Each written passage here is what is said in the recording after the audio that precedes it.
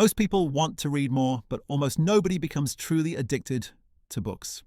If you wish reading felt as exciting as scrolling your phone, stay with me because I'll show you how to make books your biggest obsession. The biggest reason people don't read is simple. They pick the wrong books. Reading becomes addictive only when you read things that match your curiosity, not what school or society tells you to read.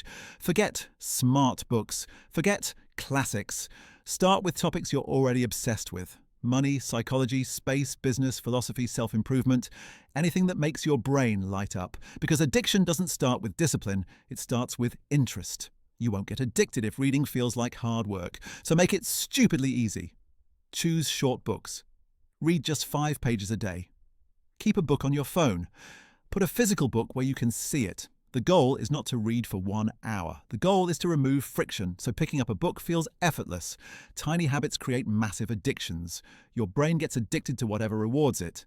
So create rewards around reading. Finish a chapter, celebrate it, read for 10 minutes, track it.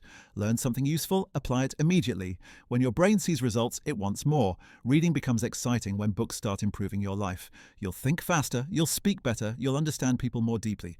You'll feel smarter without trying. That feeling? That's where addiction begins. You can't get addicted to something you never see. So, redesign your environment. Put your phone away when reading. Create a small reading corner. Carry a book everywhere. Surround yourself with people who read. Reading isn't just a habit, it's an environment you build around yourself. At first, you'll force yourself to read. Then, reading will feel normal. And one day, you'll reach a point where not reading feels weird. That's when you know you're addicted. So start small. Follow your curiosity, remove friction, reward yourself, and build the right environment. Books won't just change your habits, they'll change your entire mind.